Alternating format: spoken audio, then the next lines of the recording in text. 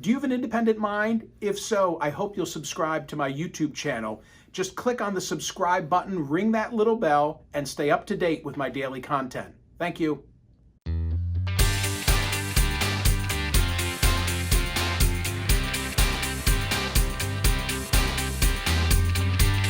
This notion of individualism, don't tread on me, I'll take care of myself, it really doesn't apply when we're all in the same insurance pools. Because if you make a conscious decision, not because you have a religious objection, not because you have a pre-existing medical condition, but you make a decision, frankly, based on a lack of understanding of science, and you don't get vaccinated and you get sick, and you are one of those rare cases that ends up hospitalized, maybe on a ventilator, the rest of us are shouldering that burden. And I don't think that that's fair. Look, the subject is how do we reach? The subject is how do we reach the vaccine hesitant? This week, I think that we attained a tipping point insofar as in many parts of the country, supply of COVID-19 vaccine now outstrips demand. In my hometown of Philadelphia, Thursday, there were 4,000 extra doses at a mass vaccination site, the Pennsylvania Convention Center. The New York Times explained recently that there's a divide in America between the rural and the not rural. Many Republican areas that now have far more doses of vaccine available than there are people interested in receiving the jab. I told you about a county in Wyoming where a local health official said to the state, please don't send us any more first doses. The freezer is full. Or the Iowa county where a clinic called people who'd volunteered to come in and assist in the shot giving process and said, we don't need you. And a new CNN poll sheds additional light on this. 26% of Americans say they will not get the vaccine. Among Republicans, that number is 44%. So in the context of how do we reach people who are resistant, there was a great essay in the Washington Post by my next guest, Dr. Lena Wen, who is an emergency room physician, public health professor at George Washington University. You've seen her on CNN where she's a medical analyst, additionally a columnist for the Washington Post, and had served previously as Baltimore's health commissioner. The title of the piece, or at least the headline that they put on it, with masks and distancing, Biden's speech, meaning the president's speech earlier this week to a joint session of Congress, sent the wrong message about the power of our vaccines. This is Dr. Lena Wen. Dr. Wen, thanks so much for being here. Of course. Great to join you, Michael. So you presented a hypothetical in that Washington Post essay that got a lot of attention. I'll just read a sentence or two. You said, imagine if Wednesday's joint session had required all attendees to be fully vaccinated. Those who were not vaccinated were not welcome, but those permitted in could walk into the room, take off their masks, sit next to one another, and listen to a presidential address just as they did in 2019. Would that have been keeping with the recent CDC guidelines? Well, I think it would have been in keeping with the science. I actually think there's a broader problem with the CDC, which is that their guidance is far too timid. And frankly, the latest CDC guidance that came out doesn't make sense. I mean, you ask 10 different public health experts to interpret it. First of all, we won't remember what it is. I think the only useful takeaway from those CDC guidelines are everything that once vaccinated, everything is much safer. But as to what that really means, who knows? I think the broader issue that I see here is that there is a very dangerous narrative that's percolating. And that narrative is, what's the point of getting vaccinated? If these vaccines are truly so effective, why can't I go back to doing a lot of the things that I could do pre-pandemic? And if I can't, then it doesn't make any difference in my life if I get vaccinated or not. Now, I realize there are some people who have been so eager to be vaccinated who don't understand this. And yes, of course, the vaccines protect you as the individual. And so many people are saying, I'm just happy that I'm not going to die now that I've gotten the vaccine. But I don't think they're taking into account that there is a big segment of the country who don't believe that they're going to die with coronavirus. They need an additional motivator. And I think to be able to say to them, once you get the vaccine, you can do so many of the things that you wanted to do. Yes, you can see your family and friends, you can travel, but if you really want to, you can also take off your mask and not distance around other people who are vaccinated. And I think that it's time for President Biden to start demonstrating that type of behavior and give people hope for what's in store for them once they're vaccinated. Well, the nature of the lost opportunity, I think, extends beyond President Biden from the other night. I mean, we had a historic moment where, for the first time in the nation's history, you had a female vice president, a female Speaker of the House. There was a lot of attention on that camera frame that showed the president with the two of them, Vice President Kamala Harris and House Speaker Nancy Pelosi behind him. Wouldn't it have been great if each were maskless, insofar as they've been fully vaccinated? And Dr. Wen, as far as I know, probably everybody in that room had been fully vaccinated.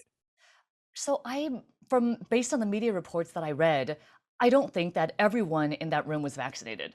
There were some particular holdouts who I think were not vaccinated. So that is an issue. And so I'm not saying that in that existing room that people should have all taken off their masks and distancing if there in fact were unvaccinated people who were there. They are a risk to one another and potentially to others in the room as well.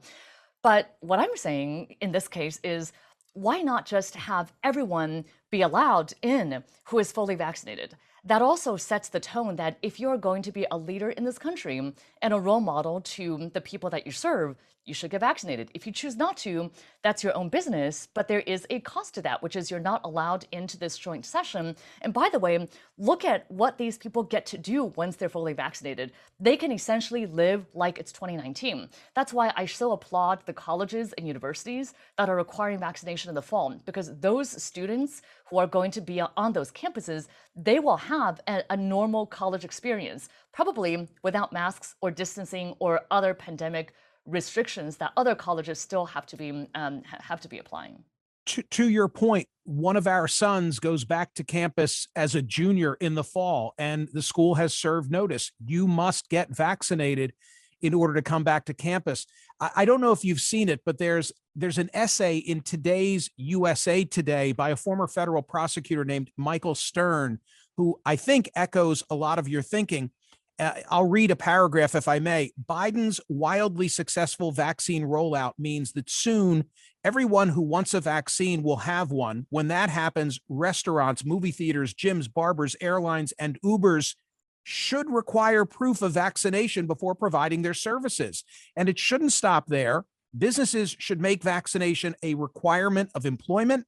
A COVID outbreak can shut down a business and be financially devastating, and failure to enforce basic health and safety measures is not fair to employees who have to work in offices, factories, and stores where close contact is required. Does that go too far, or is that in line with what you think is necessary? I think there's another way to approach this. I think that what that writer is saying, in an ideal world, could make sense. But I don't think we live in that ideal world. Part of the reason why is we have segments of the population that cannot be vaccinated. For example, I have two young children who ages 1 and 3, they can't be vaccinated. And there are others who, for whatever medical reasons, may not respond as well to vaccination or still cannot be vaccinated. So I think there needs to be an out for them. But that said, I think there are two ways to do this. One is to see vaccines as an easy pass of sorts. So if you think that normally you have to go through all kinds of screenings, you have to do symptom screening, maybe you have to get a negative test. If you have the vaccine, you can skip those other steps. So I think that's one way of envisioning this so that it doesn't feel like it's a requirement that takes away your rights, but rather it allows you to skip other steps. And those who are unable to be vaccinated just have to go through a longer pathway, not the TSA pre-check. They have to go through the normal line, but you're in the TSA pre-check. I think the other way that businesses, to the writer's point, can also navigate this is maybe there can be something additional for vaccinated individuals. So, for example, restaurants they may not be able to return at 100% capacity just yet if they are really packed together. But maybe they can have nights where it's vaccinated people only. Or imagine a gym. I used to love going to indoor high intensity fitness classes. I don't want to go now that I'm vaccinated, because I still have to be wearing a mask and it's pretty uncomfortable. But what if you say indoor fitness classes can all return for vaccinated people only? They don't need to be wearing a mask. I think that would also offer an incentive to the business as well as to individuals, and still give opportunity for those who are unable to be vaccinated to still enjoy some of those same activities as well. Dr. Wen, that makes total sense to me. I'm a bit surprised that we haven't seen, just anecdotally, that we haven't seen more businesses doing exactly that. And I wonder if they're afraid of the political blowback. Let me ask a question that I probably should have asked at the outset. The real purpose of this conversation, I think, is to get us a step closer to herd immunity. And I think what we're both saying is that we're fearful, and you have the medical credentials, I have none. But I think what we're both saying is that we're worried that the size of the populace that is vaccine hesitant is going to keep us from attaining that goal, or at least attaining that goal as quickly as we could get there. That's right. I cannot really imagine that we're going to get to herd immunity in 2021. Now, it doesn't mean that we have to keep everything locked down until we reach herd immunity. I think we're going to get to a point pretty soon. I actually think we're reaching that, getting to that tipping point very quickly, where the rate of infections will slow and we can do a lot more. But I also think that that comes at a cost too. So imagine, best case, that we're now seeing 50-some thousand infections every day. Imagine it gets down to 10,000 infections every day over the summer. I think that's doable, and that would be fantastic. But the holdouts, the people who were saying, well, let me wait and see, or I don't want to be first to get the vaccine, or I don't think I'm going to get that sick. Now they're looking at that 10,000 infections a day number and saying, well, now I really don't want to get vaccinated. So we never reach herd immunity in the summer. We go into the fall not having herd immunity. We get a resurgence of the vaccine because this is a winter respiratory virus. And we also may have new variants from other countries that evade the immunity of these vaccines. We get a terrible resurgence in the fall. We're back to square zero. I mean, that's the worst case, but that is also why we need to try to reach herd immunity as quickly as possible.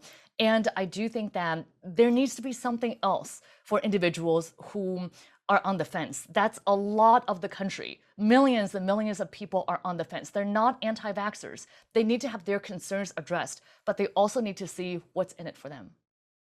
A final question. I'm curious. You said in the Washington Post essay this week that the CDC is overly cautious in the new guidelines. You also proposed a different way that the president's speech could have been handled, insofar as only letting in the room people who had been vaccinated.